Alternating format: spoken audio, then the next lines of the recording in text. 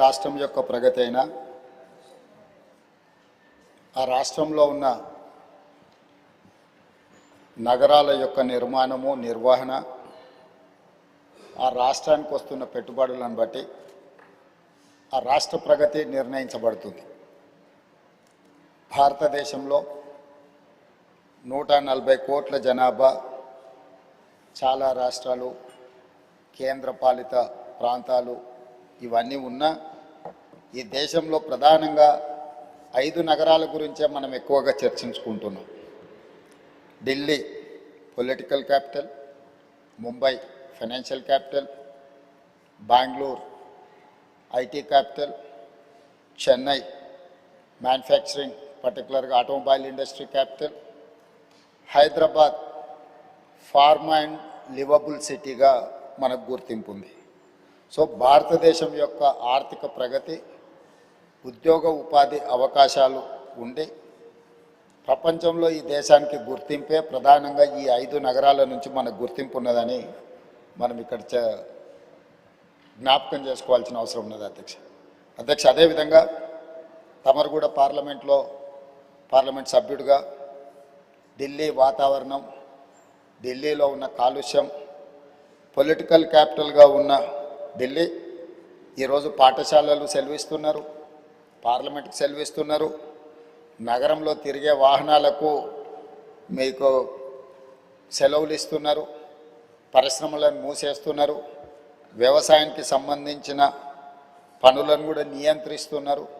ఇట్లా అక్కడి కాలుష్యాన్ని నియంత్రించాలంటే రాష్ట్ర కేంద్ర ప్రభుత్వాలు విపరీతమైన వ్యయ ప్రయాసాలతో కూడుకున్న నిర్ణయాలు తీసుకొని అక్కడ నివసిస్తున్న ప్రజలకు అత్యంత ఇబ్బందికరమైన పరిస్థితులు ఈరోజు ఉన్నాయి.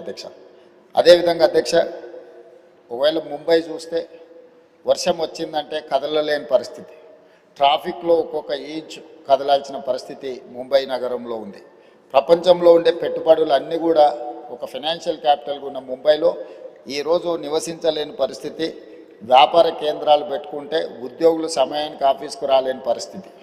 బెంగళూరులో కూడా ఈరోజు ఇంట్లో నుంచి బయలుదేరితే ఎప్పుడు ఎయిర్పోర్ట్కి వెళ్తామో తెలియని పరిస్థితుల్లో ట్రాఫిక్ జామ్లో ఎన్నో సమస్యలు ఎదుర్కొంటున్నారు. మొన్న చెన్నైలో చూసిన వర్షం వస్తే చెన్నై నగరంలోనే పడవలలో తిరగాల్సిన పరిస్థితి.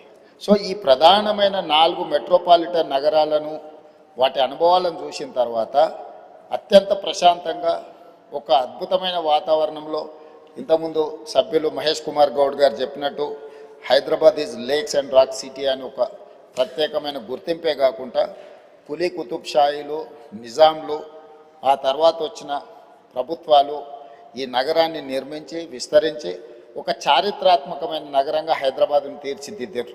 మీరు ఏ ప్రాంతానికైనా వెళ్ళండి, అది ఓల్డ్ సిటీ అని మనం చర్చించుకుంటున్నాం కానీ అది ఒరిజినల్ సిటీ. మీకు చార్మినార్ కానీ, ఏక్మినార్ కానీ, గుల్జారా హౌస్ కానీ, ఈ విధంగా ఫలక్నామా ప్యాలెస్ కానీ ఇట్లా చెప్పుకుంటూ వెళ్తే ప్రతి ఏరియాలో కులీ కుతుబ్ షాహీ టూమ్స్ నుంచి తారామతి బారాదరి వరకు ఎక్కడ చూసినా ఒక చారిత్రాత్మకమైన కట్టడాలు ఉన్నాయి.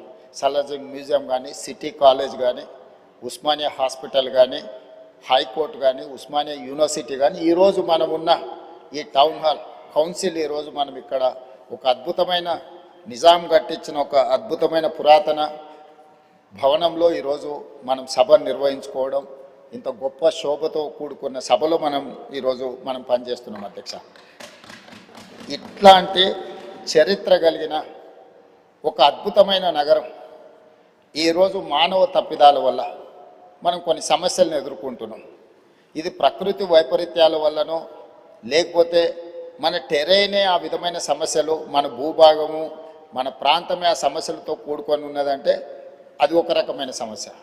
కానీ ఈరోజు ప్రధానంగా మన నగరం ఎదుర్కొంటున్న ప్రధానమైన సమస్యల మానవ తప్పిదాల వల్ల వస్తున్న సమస్యలు. మానవ తప్పిదాలలో ప్రధానంగా ఈరోజు ఆర్థిక స్తోమత పెరిగింది. చాలామంది పెద్ద పెద్ద ఉద్యోగాలు చేసి ఆర్థికంగా ఒక్కొక్క కుటుంబం 2, 3, 4 కార్లు కొనుక్కునే పరిస్థితి వచ్చింది. సో ఈ కార్లు ప్రయాణించాలంటే మనకు రోడ్ల విస్తరణతో పాటు కార్ల పార్కింగ్ కోసం కూడా ఈరోజు మనం సరైన వసతులు ఏర్పాటు చేయాలి. షాపింగ్ మాల్స్ దగ్గర కానీ, కమర్షియల్ మాల్స్ దగ్గర కానీ, లేకపోతే ప్రజలు ఎక్కడైనా వినోదం కోసం విహారం కోసం పోతే అక్కడ మనం పార్కింగ్లు చేయాలి.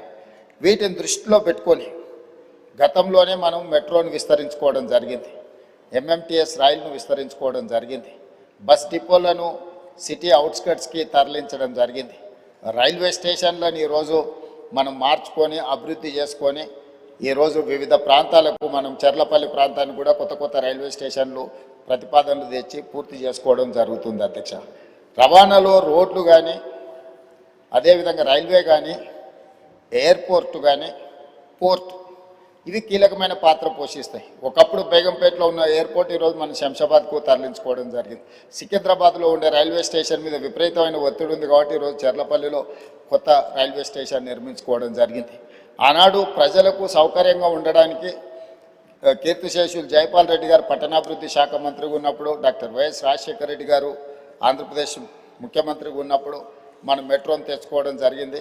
జైపాల్ రెడ్డి గారు అన్నాడు వైబుల్ గ్యాప్ ఫండ్ ప్రాజెక్టు నిర్మించడానికి అవసరమైన నిధులు సరిపోతలేదు అనుకున్నప్పుడు కేంద్ర ప్రభుత్వం నుంచే వైబుల్ గ్యాప్ ఫండ్ ఇచ్చి ఈరోజు మెట్రోని మనం నిర్మించుకున్నాం. ఆనాడు మనం మెట్రో నిర్మించుకున్నప్పుడు దేశంలో 2వ స్థానంలో ఉంటాం అధ్యక్ష. మొదటి స్థానం ఢిల్లీ ఉంటే 2వ స్థానం హైదరాబాద్ నగరం ఉండే. ఈరోజు 10-12 సంవత్సరాల నిర్లక్ష్యం వల్ల దేశంలో 9వ స్థానానికి మెట్రోలో మనం పడిపోవడం జరిగింది అధ్యక్ష. అందుకే ఈరోజు వీటన్నిటిని దృష్టిలో పెట్టుకొని మనం ఒక కార్యాచరణను తీసుకున్నాం, తెలంగాణ రైజింగ్ 2047. ఇందులో 3 జోన్లుగా మనం విభజించుకోవడం జరిగింది. Cure, pure, rare. క్యూర్ అంటే outer ring road inside 2073 square కిలోమీటర్లు, 1,34,00,000 జనాభా ఉన్నారు అధ్యక్ష. ఈ